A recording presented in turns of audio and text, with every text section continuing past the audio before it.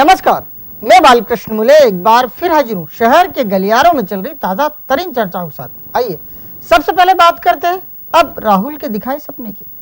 कांग्रेस के युवराज आए और एक सपना दिखाकर चले गए। खास बात तो यह है कि पिछले 10 सालों से बीजेपी भी यही सपना अवाम को दिखाते आई है। अब ऐसे में आम लोगों को यह समझ नहीं आ रहा है कि एक तरफ कांग्रेस के 10, दूसरी तरफ बीजेपी के 10 साल और अब राहुल का दिखाया सपना, आखिर ये सब है क्या? इंदौर, इंदौर और इंदौर ये वो शहर है जो अपने हर क्षेत्र में अमिट छवि रखता है। लेकिन क्या कभी शहर को वो राजनीतिक माहौल मिला है जिससे ये मां अहिल्या की नगरी हिंदुस्तान की 5 कमर्शियल कैपिटल सिटी में शुमार कर जाए? राहुल गांधी चुनाव सभा करने आए और चले भी गए, लेकिन अब शहर के गलियारों में बैठे चर्चावीर राहुल के कहे एक एक शब्द पर चिंतन कर रहे हैं। उनके सामने वो 10 साल भी हैं जब प्रदेश में कांग्रेस ने एक तरफा राज किया, और ये 10 साल भी जब बीजेपी फुल फ्लैश में राज करती आई है। अब जब राहुल गांधी ये कह रहे हैं, क्या ऐसा हो सकता है जैसे मुंबई, बेंगलुरु, हैदराबाद और शायद पुणे कमर्शियल कैपिटल बने हैं, उसी तर्ज पर इंदौर भी बने? उनका कहना है हो सकता है, ये सपना है, इसके लिए हाथ खोलना होंगे, युवा नेतृत्व को अंतिम पंक्ति से लाना होगा। 10 साल में बीजेपी ने ये नहीं किया, अब हम करेंगे। 10 साल फिर यहीं पर मीटिंग हो और हम ये कहें कि देखिए इंदौर कमर्शियल कैपिटल हो गया। राहुल के ये शब्द सुनकर मौजूद लोगों को ठीक ठीक लगा, लेकिन उनके मन मस्तिष्क में ये प्रश्न भी उठ खड़ा हुआ कि फिर कांग्रेस 10 साल पहले ये सब क्यों नहीं कर पाई? शिवराज बार बार शहर को सपनों का शहर कहते रहे, तो फिर वो क्यों नहीं वो कर पाए जो राहुल करना चाहते हैं? अब राहुल चले गए, लेकिन पीछे छोड़ गए हैं ढेर सारे प्रश्न। लोग पूछ रहे हैं कि आखिर कब तक राहुल और शिवराज 10-10 साल की दुहाई देते रहेंगे? शहर का युवा हर बार क्यों छला जा रहा है? जब दोनों दलों को युवाओं की शक्ति का एहसास है, तो फिर क्यों हर बार उनके हाथ बांधे जाते हैं? जवाब दो शिवराज संग राहुल, जवाब दो हमें। कबीर ने भी खूब लिखा, निंदक निरीय राखिए आनंद कुटी छपाए।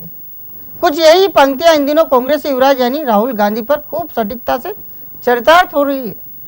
राहुल प्रदेश के गलियारों में सक्रिय है और सोशल साइट्स पर उनके हर कहे की जमकर निंदा की जा रही है। विरोधी है कि निंदा रस का आनंद ले रहे हैं और राहुल है कि अपना काम करे जा रहे हैं। ऐसे में इन दिनों निंदकों के लिखे की चर्चा समूचे प्रदेश के गलियारों में की जाने लगी है। कहा जाने लगा है, भाई इतनी निंदा तो नहीं की जानी चाहिए, वो भी विरोधी की। कांग्रेस के युवराज राहुल गांधी इन दिनों प्रदेश भर में जगह जगह पर सभाएं कर रहे हैं। हर बार ये छोटा गांधी एक एक करके उन सारी कहानियों को जग जाहिर करता फिर रहा है जो अब तक 10 जनपद के गलियारों तक ही सिमटी हुई थी। कभी राहुल माँ सोनिया के दुख भरी दास्तान सुनाते हैं, तो कभी वो दादी इंदिरा और पिता राजीव की हत्या को याद दिलवाकर सभी का मन झंझोड़ कर रख देते हैं। वो इसी के साथ साथ खुद के लिए भी ऐसा कुछ बोल रहे हैं जिसमें राजनीतिक चर्चाओं में ही इमोशनल ब्लैकमेलिंग का तमगा लगाया जा रहा है। राहुल की चुनावी सभाओं में विरोधियों की कम और खुद के खानदान को लेकर की जा रही चर्चाएं अब गलियारों में जगह बना चुकी है। हर बाशिंदा बार बार उनकी हर कही बातों पर खुद का दिमाग लगा रहा है। इस पर घी का काम वो पढ़े लिखे राहुल विरोधी कर रहे हैं जो हर दिन सोशल साइट्स पर राहुल के बोल पर कुछ ऐसा वार करते हैं कि वो फिर चर्चाओं का बाजार गर्म हो जाता है। अभी सोशल साइट्स पर राहुल की 3 कहानियां, वो भी मिर्च मसाले के साथ सजाई गई है। इसमें ज्यादा चर्चित कहानियां वो है जिसमें ये कहा गया है, आज का सुविचार, गांधी परिवार ने देश के लिए बहुत कुर्बानियां दी है, अब मौका दूसरों को भी देना चाहिए, इसलिए इस बार नरेंद्र मोदी को जिताना है और राहुल की जान बचाना है। अब बताइए, राहुल का ये कहना उनकी जान को खतरा है, राहुल विरोधियों के लिए अब मुद्दा बन गया है। इसमें भी वो ऐसे राहुल प्रेमी बनकर उभर आए हैं कि उन्हें कोई विरोधी कह ही नहीं सकता। अब जिधर देखो उधर ही राहुल से जुड़े इन किस्सों की चर्चाएं जोर शोर से की जा रही है। कांग्रेसी अब ये कह रहे हैं कि इन निंदकों को जवाब कौन दे। यूं भी कबीर ने कहा है कि निंदक नियरे राखिए, और ये फॉर्मूला हमारे पास है। कांग्रेस तो वाकई कांग्रेस है। वो कितना भी बड़ा आयोजन करे, सभा करे या फिर वो मिशन 2013 में ही क्यों ना विरोधी दल यानी बीजेपी से दो हाथ करने की ठान ले, लेकिन वो कभी किसी भी बात को गंभीरता से नहीं लेती। अब मामला कांग्रेस शब्द को ही गलत लिखे जाने का है। नेताओं ने उसी डायस पर कांग्रेस को कसंग्रेस लिख डाला, जहां राहुल ने बार बार बाहें चढ़ा चढ़ाकर पूरे प्रदेश को सपने पर सपने दिखा डाले। राहुल के हाईटेक भाषण में हिंदी की बड़ी गलती देख सब हैरान हैं। अब कांग्रेस से कसंग्रेस बनी कांग्रेस की हर तरफ चर्चा की जा रही है। अब फिर दोष उसी शहर कांग्रेस अध्यक्ष प्रमोद टंडन के माथे हैं, जिन्होंने खुद सभा की जिम्मेदारी पूरी तरह से अपने ओर रखी थी। क्या 125 साल पुरानी कांग्रेस कभी कोई काम बगैर गलती के भी कर सकती है? ये सबको पता है कि इसका जवाब आएगा नहीं। पार्टी टिकट चयन में गलती करती है और फिर जमकर हारती है। पार्टी प्रचार के तरीकों में ऐसे बवंडर गलतियां करती है कि कई बार यही समझ में नहीं आता कि आखिर राहुल गांधी जैसे लीडर इतनी बड़ी बड़ी बातें कर रहे हैं तो आखिर क्यों? इस बार मामला लोकल कांग्रेस से जुड़ा हुआ है। ये मामला यूं तो कांग्रेस के गलियारों के लिए छोटी सी चूक है, लेकिन एक हिंदी भाषी प्रदेश में इसे सभी समझदार बड़ी गलती निरूपित करने में एक सेकंड भी नहीं लगाएंगे। कांग्रेस को मुख्य डायस पर ही कसंग्रेस लिखवा बैठे। यही नहीं, कांग्रेस अपने चुनाव चिन्ह में उलट पुलट रंग भी भर बैठे। पंजे में जहां नीचे की ओर हरा रंग होना चाहिए वहां केसरिया रंग दिखाई दिया, और ऊपर की ओर उंगलियों में जहां केसरिया रंग होना चाहिए वहां पर हरा रंग कर दिया। मतलब कांग्रेस जमीन को आसमां पर और आसमान को जमीन पर लेकर आ गई। ये दोनों ही गलतियां सामान्य नहीं है, इन्हें अनदेखा भी नहीं किया जा सकता। इतनी बड़ी गलतियां वो भी राहुल की आम सभा में, जिसकी तैयारी लोकल से लेकर राष्ट्रीय नेतृत्व तक ने की थी। अब जो भी कांग्रेस की दोहरी गलती देख रहा है वो माथा पकड़कर बस यही कह रहा है कि राहुल की सभा में भी ये हाल। मतलब साफ है, नहीं सुधरने वाले हैं ये कांग्रेसी। वैसे एक बात तो है, कांग्रेस ने सभा से पहले बार बार यानी सुबह शाम गलतियों को सुधारने का काम तो किया था, लेकिन वो उस गलती को सुधार नहीं पाई जो पूरे देश में पूरे 27 मिनट तक लगातार दिखाई दी। अब जिधर देखो उधर ही कांग्रेस को कसंग्रेस लिखने की गलती की चर्चाएं की जा रही है।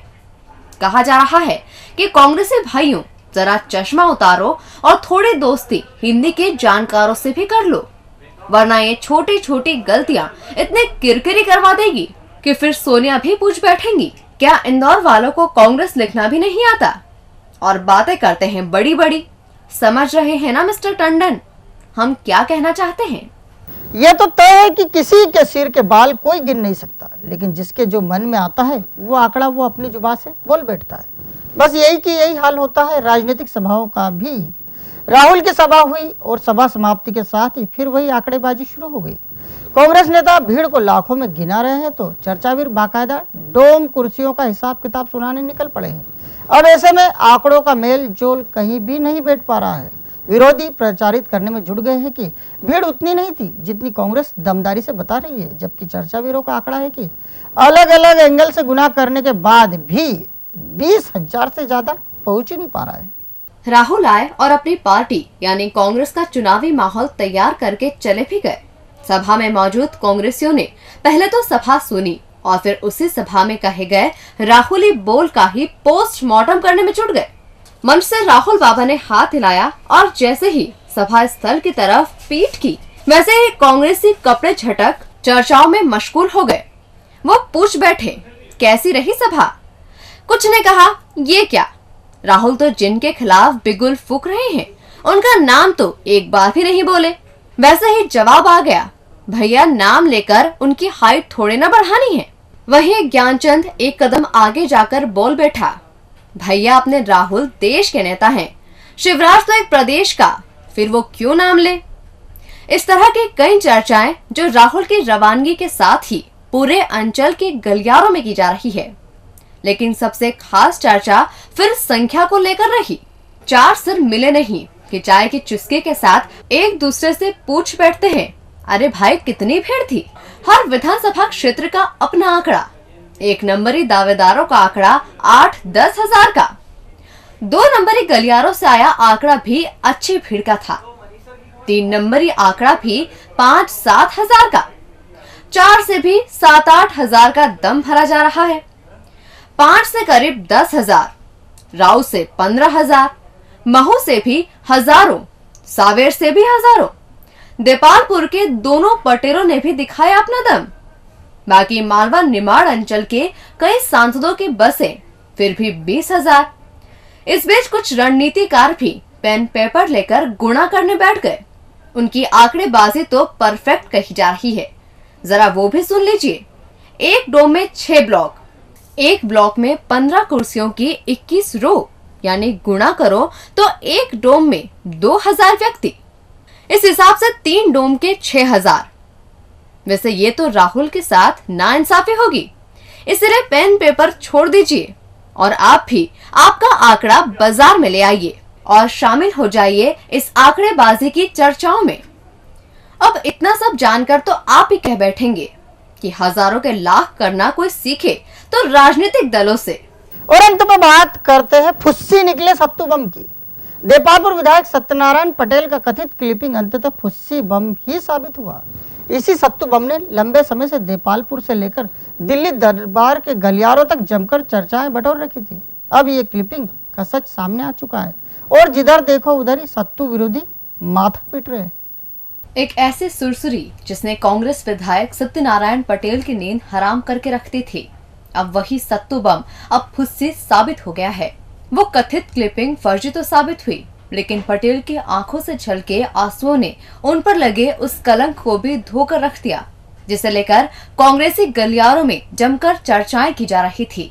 इसी सत्तू बम ने पिछले लंबे समय से देपालपुर के साथ साथ राजधानी और दिल्ली दरबार तक को गर्म कर दिया था।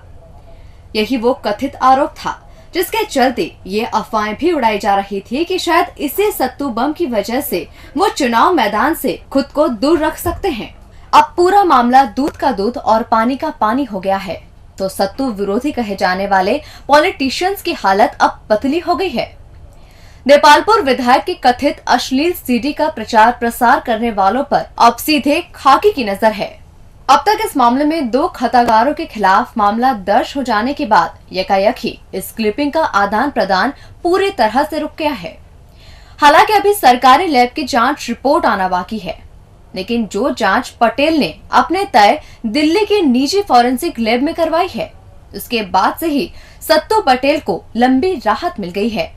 अब सत्तू इसे न्याय की पहली जीत करार दे रहे हैं और उन लोगों का धन्यवाद देते नहीं थक रहे हैं जिन्होंने इस मुश्किल घड़ी में उनका साहस के साथ साथ दिया।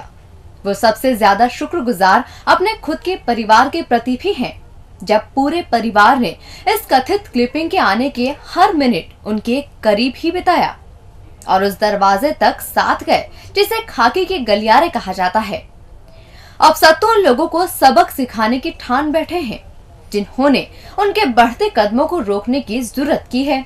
सत्तू समर्थक तो यहाँ तक कह रहे हैं कि सत्तू बम भले ही फुस्सी निकला हो, लेकिन अब सत्तू भैया अपना दम तो दिखा कर ही रहेंगे। डीजी न्यूज के खास कार्यक्रम गलियारों से को आप यूट्यूब पर भी देख सकते हैं। गलियारों से के आज के अंक में फिलहाल इतना ही। ताजा खबरों के लिए आप देखते रहिए डीजी न्यूज।